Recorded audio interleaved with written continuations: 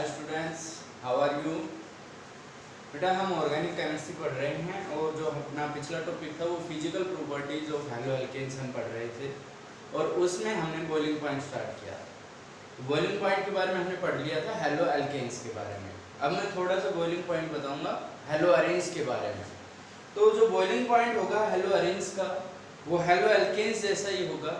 Means अगर equal carbons है तो लगभग उनका बॉइलिंग पॉइंट क्या होता है, सेम होता है। हेलो अरेंज और हेलो एल्केन्स इक्वल कार्बन्स, जैसे हेलो अरेंज में कार्बन 6 तो मिनिमम होंगे ही, तो उसी तरीके से 6 कार्बन अगर एलिफेटिक है मतलब सीधी चेन में, हेलो एल्केन में अगर 6 कार्बन है तो उनका बॉइलिंग पॉइंट सेम होगा लगभग। मैंने आपको एक चीज भी बताई थी, जितनी लंबी कार्बन चेन होगी उतना ही बॉइलिंग पॉइंट भी क्या होगा, ज्यादा होगा। मीन्स लंबी चेन का मतलब है जिसमें ज्यादा कार्बन होंगे और ज्यादा कार्बन का मतलब है जिसका मॉलिक्यूलर मास क्या होगा, ज्यादा होगा। Greater the molecular mass higher will be the boiling point. अब इसी तरीके से अगर मैं बताऊं हेलो अरेंज के केस में कि हमारे पास ये है, ये हेलो अरेंज है जो मैं आपके सामने बना रहा हूं। Br लिख देता हूं, ये ब्रोमोबेंजीन है, ये क्लोरोबेंजीन है और ये फ्लोरोबेंजीन। अब आप ये बताइए, ठीक है हम इन्हीं का कंपेयर कर रहे हैं इन्हीं का बॉइलिंग पॉइंट, तो कैसे बताएंगे हम कि किसका बॉइलिंग पॉइंट ज्यादा है। तो वो हमें देखना पड़ेगा। फिर बात किस पे डिपेंड करेगी, साइज के ऊपर। और इनमें से सबसे बड़ा साइज किसका है, आयोडीन का बड़ा साइज होता है, मॉलिक्यूलर मास भी ज्यादा होता है, तो सिंपल सा हम क्या कहेंगे, बॉइलिंग पॉइंट इसका ज्यादा होगा। ठीक है, वजह आपको पता है, higher the molecular mass greater will be the boiling point. अब अगर मैं मेल्टिंग पॉइंट की बात करूं, ये है हमारे पास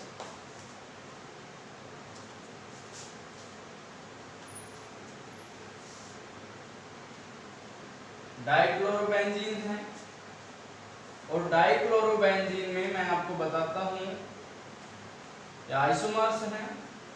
इसमें देखो ऑर्थो डाइक्लोरोबेंजीन है, मेटा डाइक्लोरोबेंजीन है और पैरा डाइक्लोरोबेंजीन है। तो अब इसमें अगर बॉइलिंग पॉइंट देखें तो बॉइलिंग पॉइंट में खास डिफरेंस नहीं होता इनका। बॉइलिंग पॉइंट वैसे मेटा का सबसे कम होता है लेकिन कोई ज्यादा डिफरेंस नहीं है। लेकिन अगर मैं मेल्टिंग पॉइंट की बात करूं तो मेल्टिंग पॉइंट इसका बहुत ज्यादा हो जाता है। हमेशा आपको याद रखना है सबसे ज्यादा मेल्टिंग पॉइंट पैरा वाले का होगा और वजह इसकी सिमेट्री की वजह से, सिमेट्रिकल है। और मेल्टिंग पॉइंट हम किसका देखते हैं, सॉलिड का देखते हैं। तो जो सॉलिड के लिए क्रिस्टल लैटिस जो बनती है उस क्रिस्टल लैटिस में ये फिक्स बैठता है सिमेट्री की वजह से। अब फिक्स बैठ गया तो उस बॉन्ड को तोड़ना क्या हो जाता है, बहुत मुश्किल हो जाता है, ज्यादा एनर्जी रिक्वायर होती है। तो मेल्टिंग पॉइंट क्या हो जाता है, हाई। तो इन दोनों से अगर हम कंपेयर करें तो मेल्टिंग पॉइंट किसका ज्यादा होगा, पैरा वाले का। इस बात का आपको याद रखना, कई बार ये पूछा गया है। ठीक है, तो जो पैरा वाला है सिमेट्री की वजह से इसका बॉइलिंग पॉइंट ज्यादा, मेल्टिंग पॉइंट ज्यादा हो जाता है। ठीक है, अब इसके बाद मैं थोड़ा सा बताता हूं आप लोगों को डेंसिटी के बारे में। हेलो एल्केन्स की भी जो डेंसिटी है ना उसके बारे में जिक्र करेंगे। थोड़ा सा इसमें आपको कंसंट्रेट करना पड़ेगा, समझ आ जाएगा। आप देखिए कि जैसे मेरे पास है CH3 CH2 CH2 Cl, CH3 CH2 CH2 Br and CH3 CH2 CH2 I. Now we have to find out the density. Means we are going to compare the density of these three molecules. अब बताइए इनमें से density सबसे ज्यादा किसकी होगी। तो आप देखना डेंसिटी किस पे डिपेंड करती है, डेंसिटी होती है मास बाय वॉल्यूम। मीन मास के डायरेक्टली प्रोपोर्शनल है, वॉल्यूम के इनवर्सली। अब हमारे पास एक संकट आया है। संकट ये है कि जब यहाँ से यहाँ गए तो साइज भी बड़ा है, मतलब वॉल्यूम भी बड़ा है, तो डेंसिटी घटनी चाहिए। मास भी बड़ा है तो इसका मतलब मास बढ़ा है तो डेंसिटी बढ़नी भी चाहिए। अब डेंसिटी बढ़नी भी चाहिए और डेंसिटी घटनी भी चाहिए। दो फैक्टर है, एक डेंसिटी को बढ़ा रहा है और एक डेंसिटी को क्या कर रहा है, कम कर रहा है। तो बेटा हम देखेंगे कि कौन सा एक्सटेंट में ज्यादा है, मींस मास वॉल्यूम के कंपैरिजन में ज्यादा बढ़ रहा है या वॉल्यूम मास के कंपैरिजन में ज्यादा बढ़ रहा है। अगर चेन सेम है, मींस कार्बन सेम है और साइज बढ़ता है किसका, हैलोजेंस का, तो आप क्या कहोगे, डेंसिटी बढ़ेगी। मींस ये क्लोरीन से ब्रोमीन और ब्रोमीन से आयोडीन पे गए तो साइज के कंपैरिजन में मास ज्यादा बढ़ा है। बहुत इंपॉर्टेंट चीज बता रहा हूं मैं, ये साइज के कंपैरिजन में मतलब वॉल्यूम के कंपैरिजन में क्या बढ़ा है, मास ज्यादा बढ़ा है। तो अब आप क्या करोगे, मास ज्यादा बढ़ा है तो डेंसिटी भी ज्यादा बढ़ी है, तो आप क्या कहोगे कि ये ऑर्डर ऑफ डेंसिटी है। मींस इन तीनों में से सबसे ज्यादा डेंसिटी इसकी है। वजह क्या है कि इसका मास वॉल्यूम के कंपैरिजन में ज्यादा बढ़ा है। अगर मैं इसी चीज को लिख दूं इस तरीके से CH3I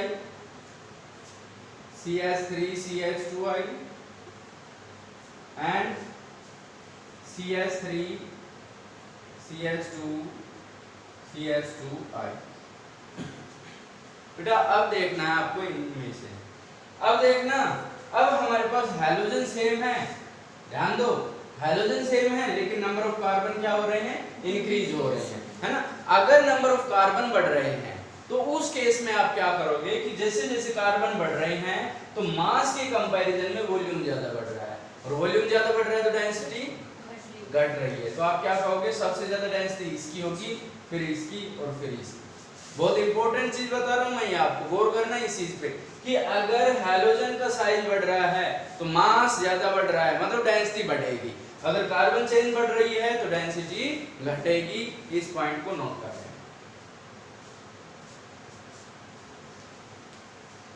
अब इसके बाद हम चलते हैं मैं आपको बता दूं, नेक्स्ट टॉपिक हमारा है डाइपोल मोमेंट। और डाइपोल मोमेंट आपने पढ़ा होगा 11th में, क्या होता है dipole moment, it is denoted by mu, that is the product of charge and distance. Distance किस पे डिपेंड करती है, साइज पे, बॉन्ड लेंथ पे, ठीक है। तो एक तो ये हो गया, और एक चीज मैंने आपको ये बताई थी कि ये क्या है, वेक्टर क्वांटिटी है, ठीक है। मींस अगर सेम डायरेक्शन में है तो ऐड हो जाएंगे। तो अब आप इस चीज को देखना कि जैसे हमारे पास है CH3Cl CH3F CH3Br and CH3I। इनमें से चार्ज सबसे ज्यादा किस पे है, फ्लोरीन पे है, और डिस्टेंस सबसे ज्यादा किसकी है, आयोडीन की। क्यों, साइज की वजह से, जितना बड़ा साइज उतनी ज्यादा बॉन्ड लेंथ उतनी ज्यादा डिस्टेंस। लेकिन चार्ज की वजह से सबसे ज्यादा होना तो इसका था, लेकिन इसके चार्ज पे डोमिनेट कर गया क्लोरीन का साइज।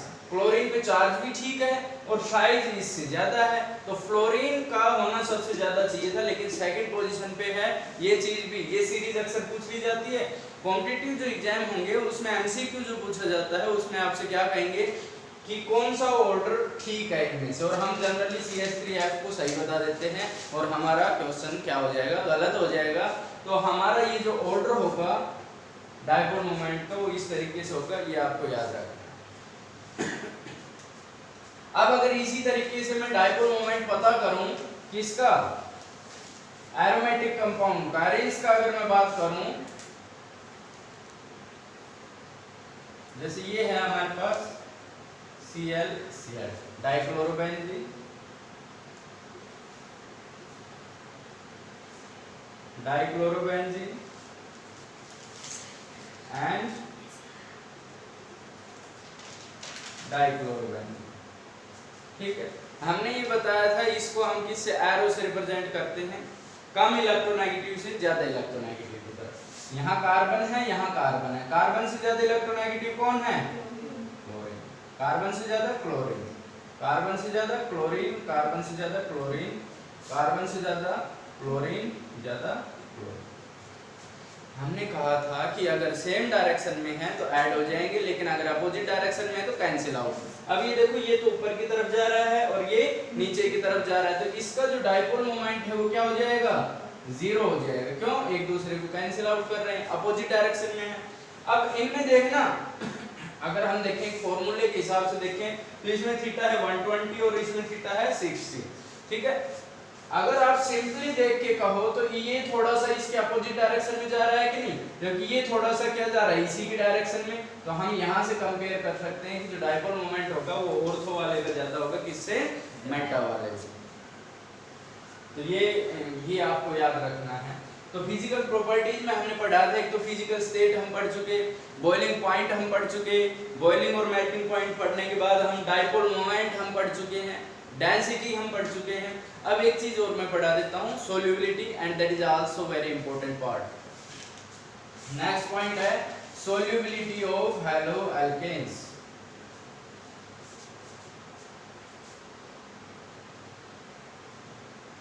सोल्यूबिलिटी,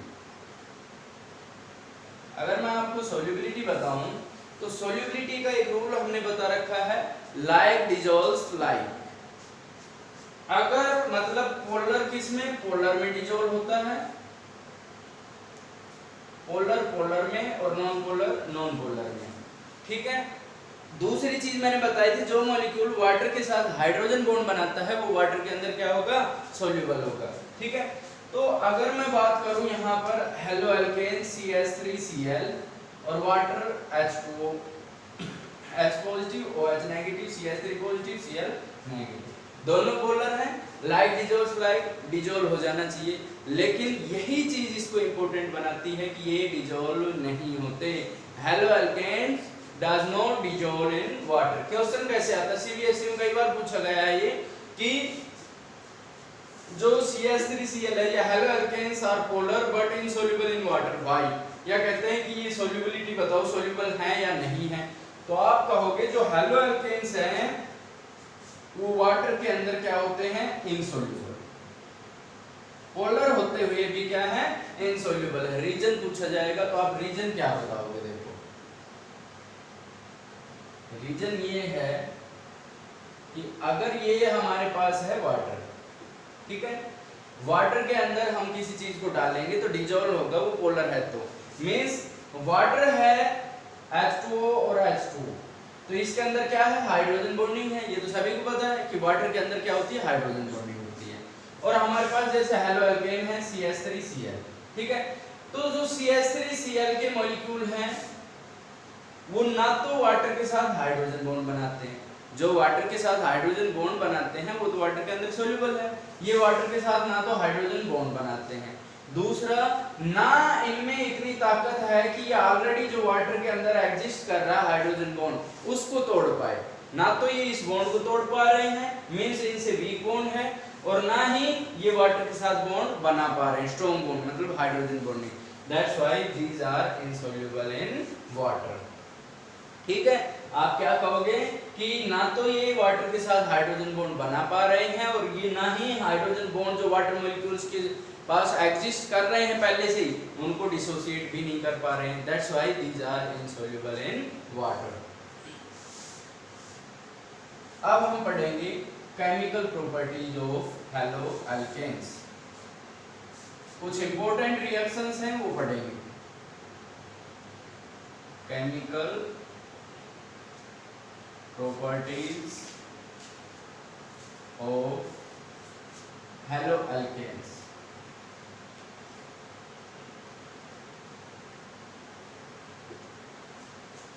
केमिकल प्रॉपर्टीज का मतलब आप समझते हो, केमिकल रिएक्शंस कि ये किसके साथ रिएक्शन करके और क्या बनाएंगे, ठीक है। तो सबसे पहले जो ये फॉलो करते हैं nucleophilic substitution reaction, nucleophilic substitution reaction. अब आप देखोगे जो ज्यादा रिएक्टिव, जैसे न्यूक्लियो नाम से ही पता चल रहा है, 11th में आपने पढ़ा भी था, न्यूक्लियोफिलिक सब्स्टिट्यूशन रिएक्शन। एक न्यूक्लियोफाइल दूसरे न्यूक्लियोफाइल को सब्स्टिट्यूट कर दे, उसकी छुट्टी कर दे, उसको उसकी जगह से हटा दे, भगा दे, है ना, तो उसको हम क्या बोल देंगे? Nucleophilic substitution reaction. तो देखो इसको बोला जाता है न्यूक्लियोफिलिसिटी, न्यूक्लियोफिलिसिटी, आपसे कई जगह कॉम्पिटिटिव एग्जाम के जो क्वेश्चंस होंगे उसमें न्यूक्लियोफिलिसिटी के बारे में पूछा जाएगा कि कौन सा ज्यादा न्यूक्लियोफिलिसिटी शो करता है। मींस न्यूक्लियोफिलिसिटी का मतलब more reactive, reactivity of nucleophile, इसको हम कहेंगे रिएक्टिविटी ऑफ न्यूक्लियोफाइल, कि कोई भी न्यूक्लियोफाइल कितना रिएक्टिव है। अब कितना रिएक्टिव है ये किस पे डिपेंड करेगा। नंबर एक तो न्यूक्लियोफाइल होते क्या है, न्यूक्लियस लविंग, ठीक है, न्यूक्लियस लविंग मतलब पॉजिटिव चार्ज लविंग, मींस इस पे नेगेटिव चार्ज हो। अब जैसे मैं कंपेयर कर रहा हूं, कई बार पूछा जाता है कि इनमें से ज्यादा रिएक्टिव न्यूक्लियोफाइल कौन सा है या किसकी न्यूक्लियोफिलिसिटी ज्यादा है, तो उसके लिए आपको एक चीज बता देता हूं, H2O में भी OH है और इसमें भी।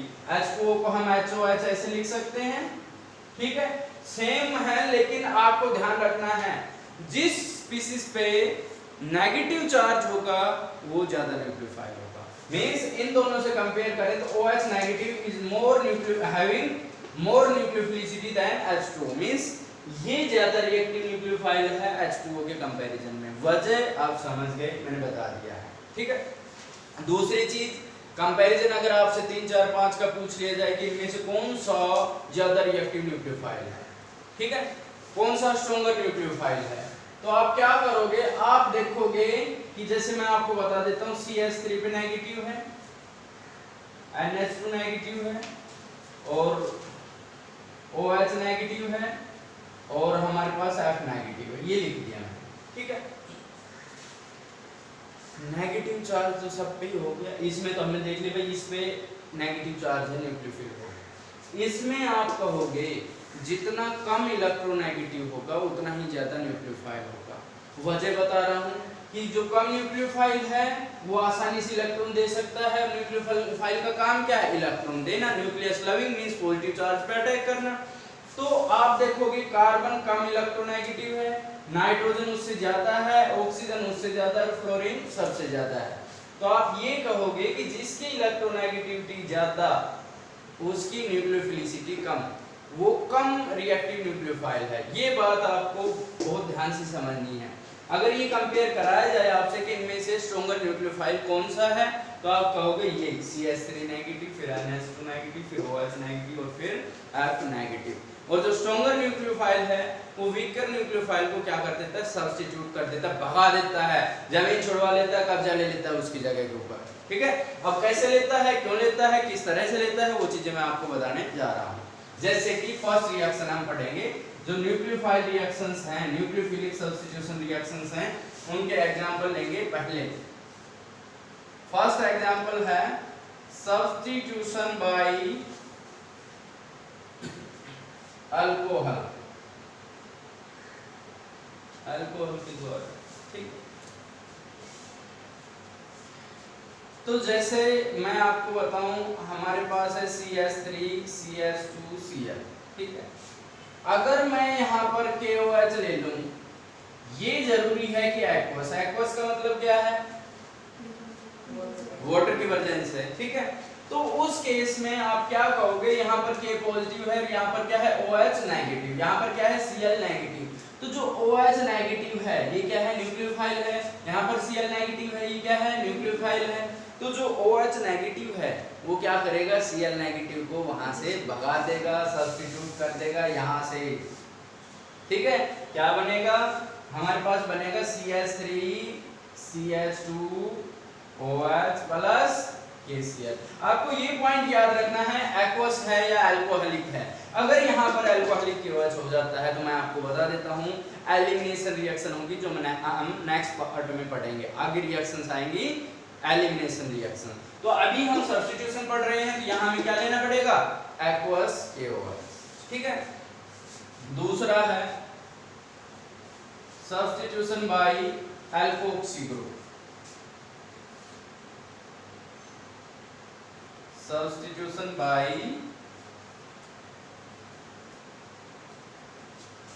Alkoxy group. एल्कोक्सी ग्रुप होता है, ईथर ग्रुप जो होता है उसको एल्कोक्सी ग्रुप बोलते हैं। तो जैसे हमारे पास है CH3 CH2 Cl, हमने ये क्यों लिया, क्योंकि हम इसकी केमिकल प्रॉपर्टीज पढ़ रहे हैं। तो किसी के भी रिएक्शन कराएंगे तो किसके साथ कराएंगे, हेलो एल्केन के साथ कराएंगे। ठीक है, तो हम क्या लिखेंगे, CH3CH2ONA इसके साथ रिएक्शन करा देंगे तो जो NaCl है ये रिमूव हो जाएगा। तो ये जो है ये कौन सा ग्रुप है, एल्कोक्सी ग्रुप, ये इसके साथ जुड़ जाएगा। क्या बनेगा, CH3CH2O CH2CH। ठीक है, तो ये क्या बन गया हमारे पास, एल्कोक्सी ग्रुप बन गया है। ठीक है, तो इसको हम क्या कहेंगे कि सब्स्टिट्यूशन बाय एल्कोक्सी ग्रुप। तो ये सब्स्टिट्यूशन बाय एल्कोक्सी ग्रुप हो गया है। इसके बाद अब देखना ये क्या बना है हमारे पास, NaCl प्लस में लिख देना, रिमूव जो हुआ वो क्या हुआ है, NaCl। तो सब्स्टिट्यूशन किसने किया, ये एल्कोक्सी ग्रुप ने किया। ठीक है, अच्छा थर्ड वन यहां लिख देता हूं मैं,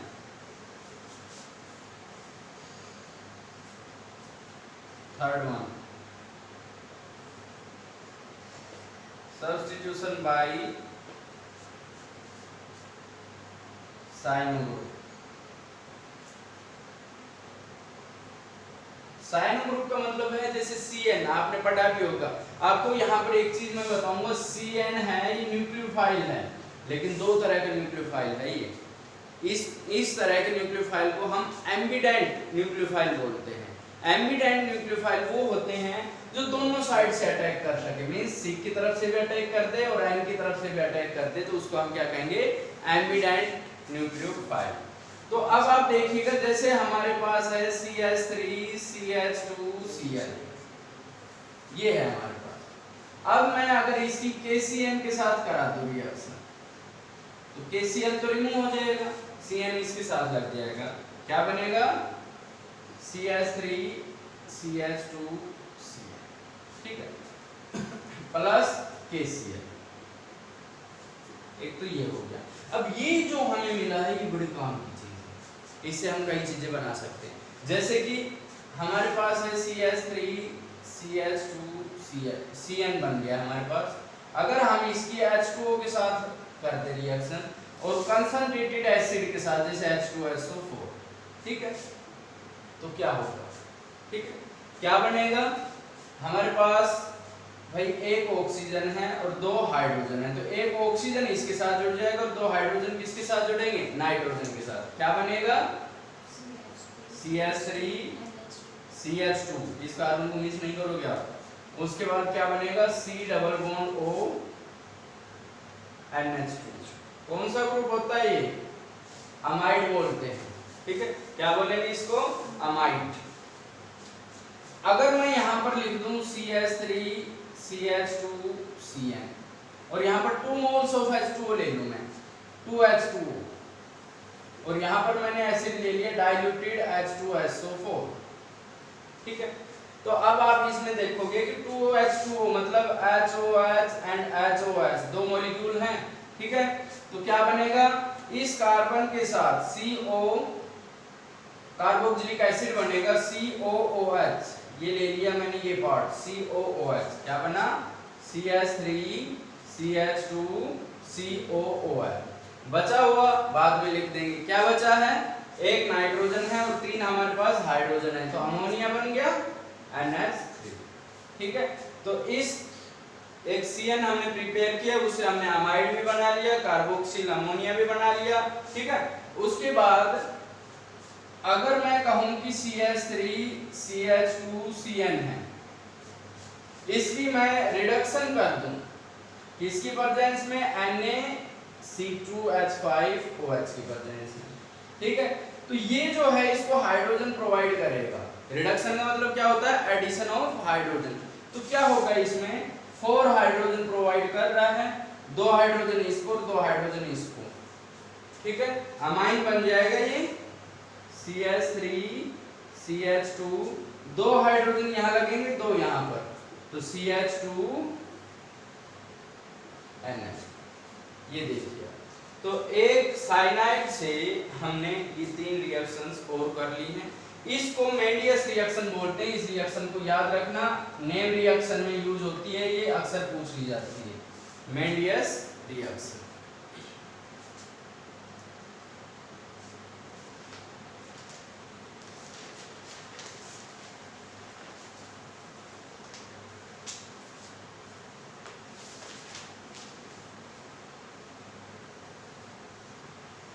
अब देखो क्या होता है कि हमारे पास था CH3CH2Cl या CH3Cl लिख लिया मैंने, और इसकी मैंने KCN के साथ रिएक्शन कराया, ठीक है।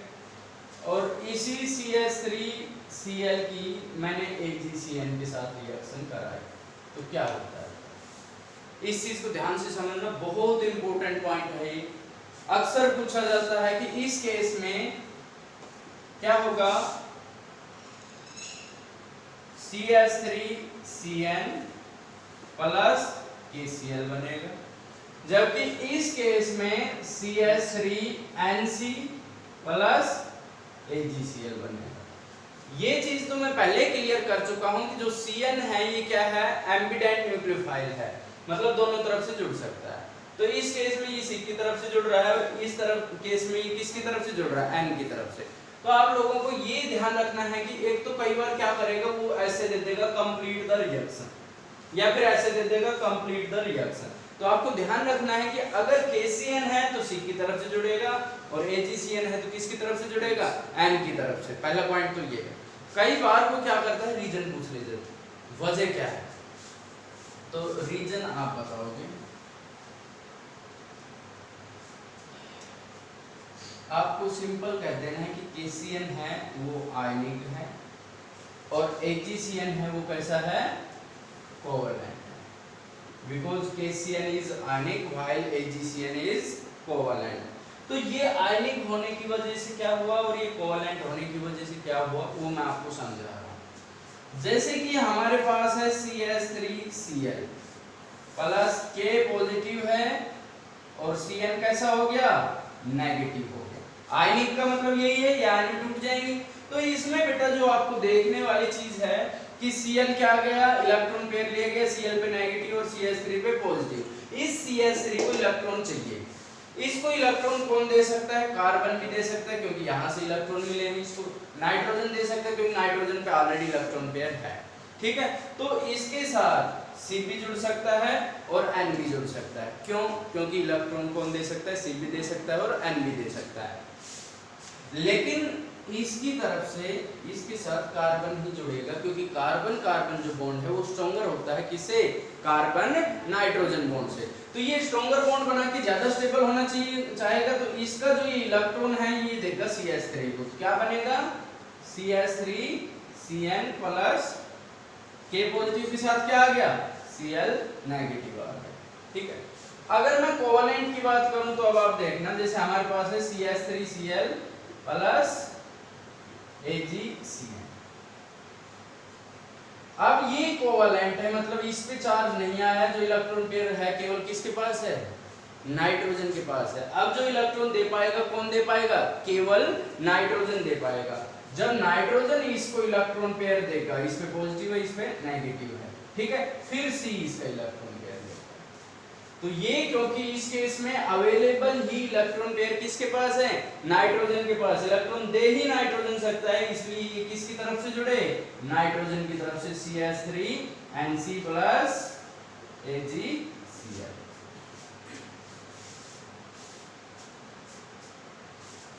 सेम रिएक्शन और बता रहा हूं मैं कि अगर हमारे पास है CH3Cl plus KNO2, K positive O negative and double bond O, एक तो ये रिएक्शन, और उसी तरह से हमारे पास है CH3Cl, हमारे पास है CH3Cl plus AgNO2 and double bond O, single bond O, Ag और इस पे लोन, ठीक है। इस केस में O की तरफ से जुड़ेगा, इस केस में N की तरफ से। ये दोनों केसेस हैं जो बहुत पूछे जाते हैं, बार बार मैं कह रहा हूँ ध्यान देना है। इसमें C की तरफ से जुड़ा क्योंकि आयनिक था, इसमें N की तरफ से जोड़ा क्योंकि ये कोवैलेंट था। उसी तरीके से ये कैसा है, आयनिक है, और ये कैसा है, कोवैलेंट है।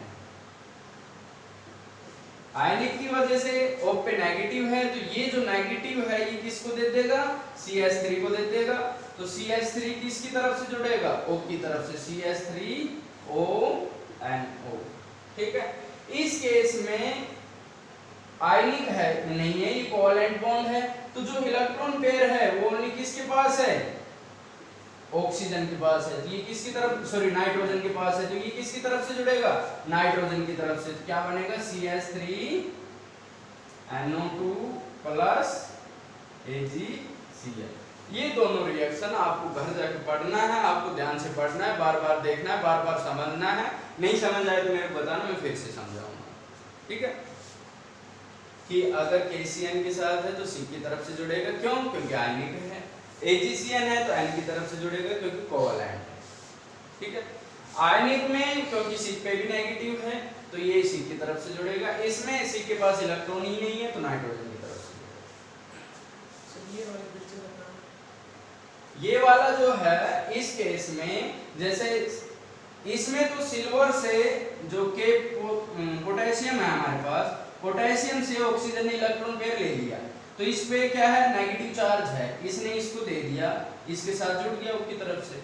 इस केस में जो इस और इसके बीच में है, ये कोवैलेंट बॉन्ड है, तो ये आयन में कन्वर्ट नहीं हुआ, मतलब ऑक्सीजन पे अभी कोई नेगेटिव चार्ज नहीं है, तो चार्ज केवल किसके पास है, लोन पेयर है, नाइट्रोजन के पास। तो इलेक्ट्रॉन पेयर कौन दे पाएगा, नाइट्रोजन दे पाएगा, तो जुड़ेगा किसकी तरफ से, नाइट्रोजन की तरफ से।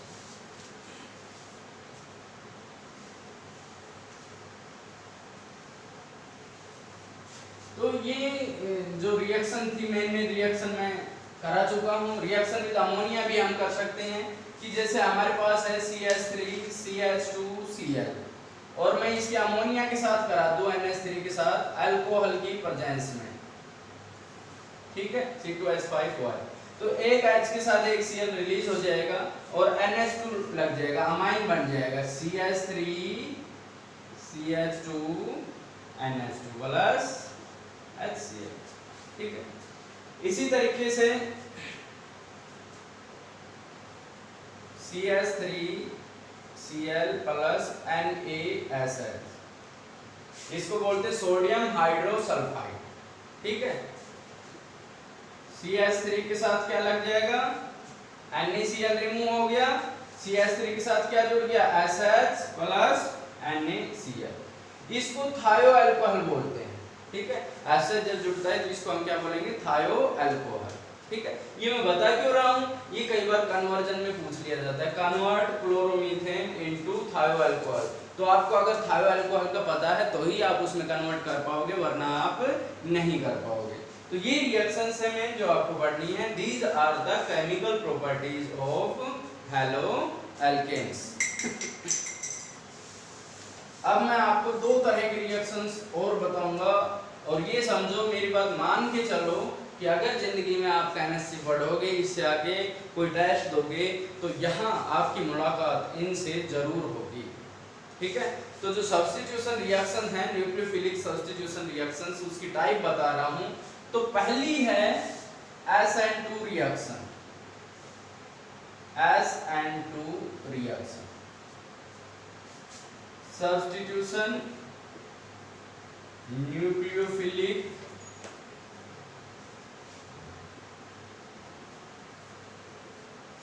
बाइमोलिकुलर।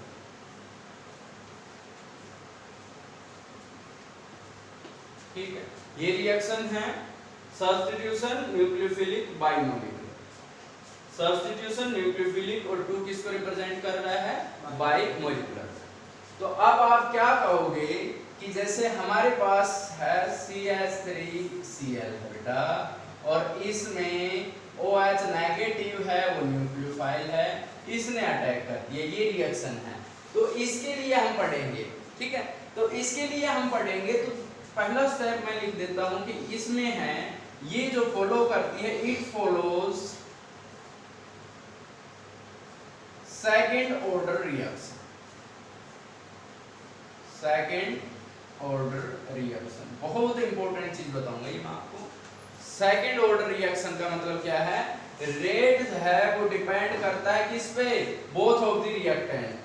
सेकंड ऑर्डर आपने केमिकल काइनेटिक्स में पढ़ा था, तो रेट डायरेक्टली प्रोपोर्शनल होगा किस पे, CH3Cl की कंसंट्रेशन पे और न्यूक्लियोफाइल की कंसंट्रेशन पे, दोनों पे डिपेंड कर रहा है। सेकंड ऑर्डर हो गया।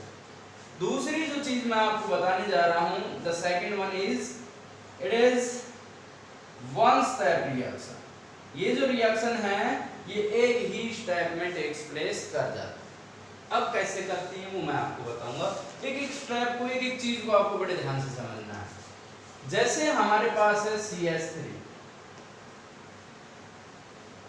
और यहां पर है Cl, ठीक है। इसके ऊपर जो न्यूक्लियोफाइल है वो अटैक करेगा, तो न्यूक्लियोफाइल है इसमें वो करेगा पीछे की साइड से अटैक, ठीक है। OH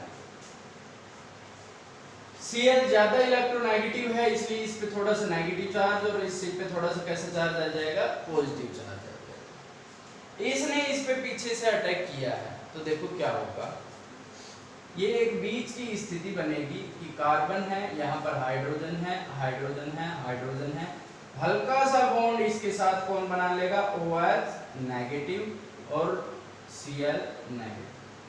समझना इस चीज को मैं समझा रहा हूँ कि इसने इस पे अटैक किया तो एक ऐसी बीच की स्थिति आएगी, तो जो OH है इसने थोड़ा सा बॉन्ड इसके साथ बना लिया और जो Cl है ये बॉन्ड थोड़ा सा इसके साथ वीक हो गया, कमजोर हो गया, ठीक है। जैसे हम चाय बनाते हैं तो ऐसा नहीं है कि हमने गैस पे जो बर्तन रखा, पानी डाला, चीनी, चाय पत्ती, दूध डाला और चाय बन गई, नहीं, एक बीच की स्थिति भी बनती है, प्रोसेस चलता है, ये वो बीच की स्थिति है। अब यहाँ पर भी मैं एक चीज आपको बताऊंगा, अगर ये ज्यादा समय के लिए रुके तो इसको हम क्या बोलते हैं, इंटरमीडिएट। बीच का जो बनता है उसको इंटरमीडिएट, लेकिन इस रिएक्शन में ये बहुत देर के लिए होती है स्टेट, इसलिए इसको बोलते हैं ट्रांजिशन स्टेट। ट्रांजिशन स्टेट समझना बेटा, अगर लंबे समय के लिए, थोड़ा सा ज्यादा समय के लिए बने तो इंटरमीडिएट, कम समय के लिए ट्रांजिशन स्टेट। फिर इसके बाद क्या होता है, इसके बाद ये बॉन्ड टूट जाएगा, ये जुड़ जाएगा इसके साथ। तो आप इस चीज को देखना कि OH यहाँ H H और H प्लस Cl नेगेटिव, ये हमारे पास फाइनल प्रोडक्ट बना। तो इसमें मैं आपको दो तीन चीजें बताना चाहूंगा, जो चीजें मैं डिस्कस करना चाहता हूँ उस पर फोकस करें, नोट बाद में करना, ये वीडियो देख के कर लेना बाद में, पहले समझो कि जो OH नेगेटिव है इसने बैक साइड से अटैक क्यों किया। पहली चीज वजह ये है कि अगर ये फ्रंट साइड से अटैक करता तो क्योंकि इस पे भी नेगेटिव चार्ज है और इस Cl पे भी कैसा चार्ज है, नेगेटिव, ये नेगेटिव रिपेल करते और इस पे अटैक नहीं कर पाता, इसलिए सबसे बढ़िया जगह इसको कहां से मिली, पीछे से अटैक करती है, धोखेबाज है ये, ठीक है, हमेशा पीठ पे वार करता है। दूसरा आप देखो कि ये जो OH यहाँ जुड़ा है तो पहले H इधर थे और बाद में कहाँ चले गए, उधर चले गए, इसको वाल्डन इन्वर्जन बोलते हैं। अक्सर इसका जिक्र भी हो जाता है कि इन्वर्जन क्या है, या एसेंटो में इन्वर्जन होती है कि नहीं होती है, तो कैसे होती है। इन्वर्जन का मतलब इसने रिपेल करके और इनको उधर भेज दिया, जैसे छाता होता है, तेज हवा चले तो एकदम से पलट जाता है, उसी तरीके से जैसे ये पहले इधर थे और अब कहाँ चले गए, दूसरी तरफ चले गए, इसको हम क्या बोलते हैं, इन्वर्जन बोलते हैं, ठीक है। इस पॉइंट को आपको बहुत अच्छे से समझना है, नहीं समझ में आया तो मेरे से बार बार पूछना है। अब इसमें एक चीज और बता देता हूं कि order of reactivity, order of reactivity कि अगर मैं कहूं कि मेरे पास प्राइमरी है, मेरे पास सेकेंडरी है और मेरे पास टर्सरी है, तो किसकी रिएक्टिविटी ज्यादा होगी इस केस में। तो इस केस में रिएक्टिविटी सबसे ज्यादा किसकी होगी, प्राइमरी की, फिर सेकेंडरी की और फिर टर्सरी की। उसकी भी मैं वजह बता देता हूँ। प्राइमरी तो मैंने यहाँ बना दिया है, बना रखा है, आप लोगों ने देखा है। आप यहाँ पे देखो कि मैं अगर यहाँ पर टर्सरी बना दूँ, CH3 CH3 CH3 और Cl, यहाँ पर OH नेगेटिव अटैक करेगा, ठीक है। यहाँ पर तो OH था, छोटा सा ग्रुप था, छोटा सा एटम है, लेकिन यहाँ CH3 है, ये बड़ा है, इलेक्ट्रॉन क्लाउड भी इसका क्या होगा, बड़ा होगा। अब ये क्या करेगा, मतलब स्टेरिक हिंड्रेंस हो गई, भीड़ भाड़ हो गई, इस OH को अटैक करने के लिए कम जगह बची, आसानी से नहीं जुड़ पाएगा, भीड़ में से गुजरना पड़ेगा, टाइम ज्यादा लगेगा, रिएक्टिविटी डिक्रीज हो जाएगी। तो अगर SN2 के केस में आपसे पूछा जाए, ये कम पूछा जाता है कि SN2 में कौन सा भाई प्राइमरी ज्यादा होगा सेकेंडरी या टर्सरी, ये ज्यादा पूछा जाता है। आपको दे दिया प्राइमरी बना के दे दिया, कोई सेकेंडरी दे दिया और एक टर्सरी दे दिया, और कहेगा अरेंज करो इंक्रीजिंग ऑर्डर ऑफ रिएक्टिविटी या डिक्रीजिंग ऑर्डर ऑफ रिएक्टिविटी। आपको पहचान करनी है प्राइमरी जो होगा वो ज्यादा होगा, सेकेंडरी कम और टर्सरी सबसे कम। किस केस में? SN2 के केस में। ये बात आई समझ में? दूसरी चीज मैं आपको चलो बता दूंगा, दूसरा जो इसका टाइप है वो क्या है? SN1। SN1 और बता देता हूं, आज का लास्ट टॉपिक है।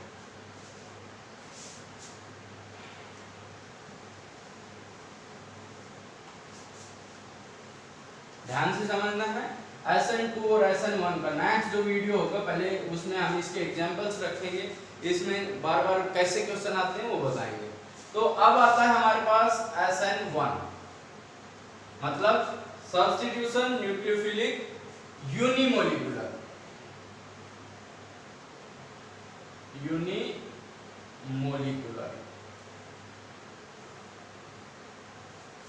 तो इसमें देखना क्या होगा, इसमें जैसे हमारे पास है CH3 CH3 CH3 Cl, tertiary है, OH नेगेटिव इस पे अटैक कर रहा है, ठीक है। तो ये जो पहला है इट फॉलोज फर्स्ट ऑर्डर, वो कौन सा था? सेकंड ऑर्डर था, और ये कौन सा हो गया? फर्स्ट ऑर्डर, ठीक है। मतलब रेट ऑफ रिएक्शन किस पे डिपेंड करेगा? CH3 C CH3 CH3 and Cl only. OH negative पे ये अटैक नहीं करेगा, इस चीज को आपको ध्यान रखना है, ठीक है। वजह मैं बताऊंगा अभी क्यों, ठीक है। दूसरा, these are two step reactions। ये जो रिएक्शन है ये किसमें? दो स्टेप में टेक्स प्लेस करती है। कैसे करती है? पहला स्टेप मैं बताता हूं कि जो CH3 C CH3 CH3 Cl, ये डिसोसिएट हो जाता है कार्बोकैटायन में। Cl ज्यादा इलेक्ट्रोनेगेटिव है, इलेक्ट्रॉन पेयर ले जाएगा, Cl पे कैसे चार्ज आ जाएगा? नेगेटिव, और C पे कैसे चार्ज आ जाएगा? पॉजिटिव। तो आप क्या लिखोगे इसको? CH3 C CH3 CH3 positive plus Cl negative, ठीक है। ये फर्स्ट स्टेप। सेकंड स्टेप में क्या होगा कि हमारे पास है CH3 C CH3 CH3 positive. अब जो OH नेगेटिव है, जो न्यूक्लियोफाइल है, आसानी से अटैक कर पाएगा इस पॉजिटिव पे, क्या बना देगा? CH3 C CH3 CH3 OH, ठीक है। अब आपको मैं एक चीज लिख के दे रहा हूं, ये जो स्टेप है ये स्लो स्टेप है और ये कैसा है? फास्ट है। कहीं ना कहीं आपने जरूर पढ़ा होगा कि slowest step is rate determining step. Rate कौन बताता है? जो स्लो स्टेप है, ये RDS है, रेट डिटरमिनिंग स्टेप, ठीक है। रेट ये बताएगा, ठीक है।